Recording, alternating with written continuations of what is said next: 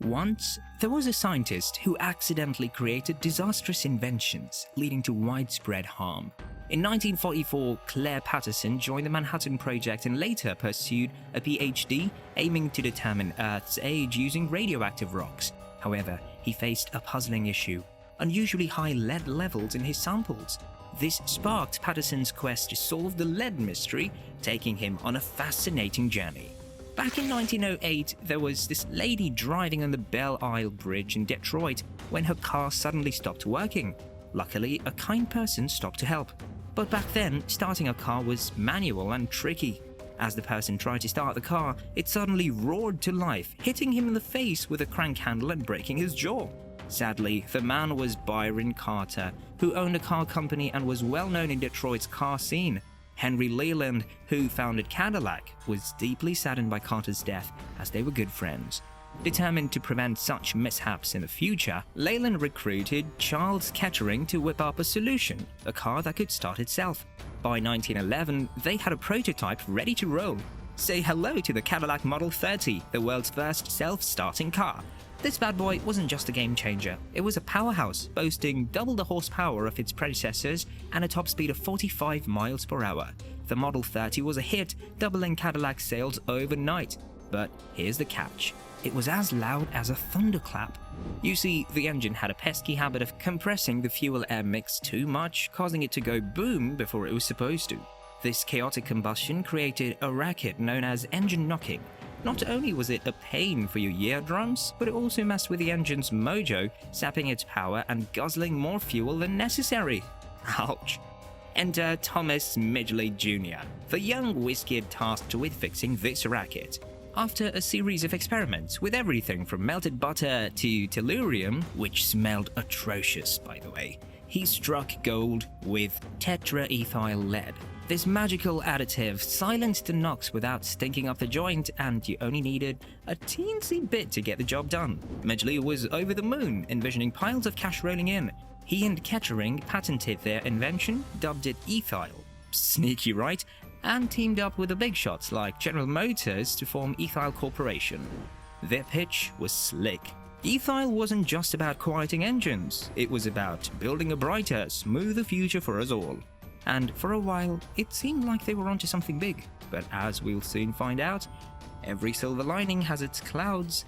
So, let's rewind to the Roaring Twenties, specifically the 1923 Indianapolis 500, where the top dogs all swore by ethyl, and suddenly everyone wanted a piece of the lead gasoline action. To keep up with the demand, the Ethyl Corporation had to set up shop in New Jersey. But here's where the plot thickens, and not in a good way. Within just a couple of months, disaster struck. Dozens of workers at the new plant fell sick with lead poisoning, and tragically, 5 of them didn't make it. Facing public uproar, Thomas Midgley, the brains behind ethyl, decided to do damage control. He boldly held a press conference where he did the unthinkable. He poured tetraethyl lead onto his own hands and took a good whiff of it for a whole minute, claiming it was perfectly safe.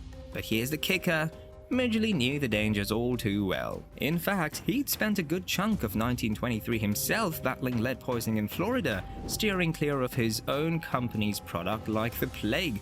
You see, lead is like a sneaky intruder in our bodies. It masquerades as calcium, making it nearly impossible to kick out. And once it's in, it likes to stick around, hanging out in our bones for years and wreaking havoc, especially in our brains. Lead messes with the wires in our noggin, causing headaches, memory glitches, and weird tingles in our extremities. And if that isn't bad enough, kids bear the brunt of it, suffering from lifelong learning issues and behavioral quirks. Now, folks knew lead was bad news for centuries. Benjamin Franklin himself warned against its toxicity way back in 1786. But fast forward to the 20th century and suddenly, scientists thought it'd be just dandy to toss it into our fuel tanks. Doctors from big shot universities like MIT and Harvard even sent warnings to Midgley, calling lead a silent assassin and a major health hazard. But did anyone listen? Nope. Instead, they brushed off the concerns, leaving us to ponder just how much harm a little lead could truly do.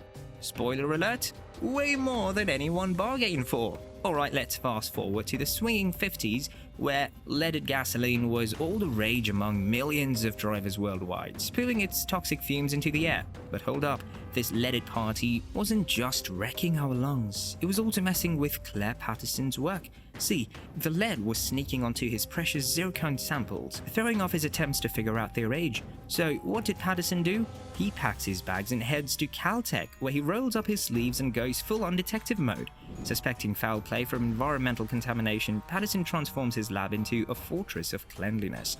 He yanks out all the electrical cables coated in lead solder, scrubs the floors and benches daily with ammonia, and insists that everyone who steps foot inside dons a snazzy plastic bunny suit. Talk about dedication to cleanliness. Now, with his lab squeaky clean, Patterson sets his sights on some real cosmic mysteries: meteorites. These space rocks have been floating around since the dawn of time, making them prime candidates for dating the age of our dear old Earth. Patterson meticulously measures 5 meteorites using 3 different dating techniques, and boom! The results come back confirming what he'd suspected all along. The Earth clocks in at a cool 4.55 billion years old, give or take a cosmic hiccup. That's a mere hair's breadth away from the age we accept today. But Patterson's not done yet. As public outcry over lead exposure grows, bigwigs in the industry try to downplay the dangers, with one Standard Oil hencho even likening lead to a heavenly gift. Cue eye rolls from Patterson. He ain't buying it. He knows there's more to this story, and he's just the guy to uncover it. So, let's wrap this up with a big old bow, shall we? Thanks to Claire Patterson's groundbreaking work, we now know that the lead lurking in our environment isn't some natural phenomenon. It's a man-made mess. From the fumes spewing out of car exhausts to the toxic traces in our oceans, and even buried deep within our bones, lead's fingerprints are everywhere.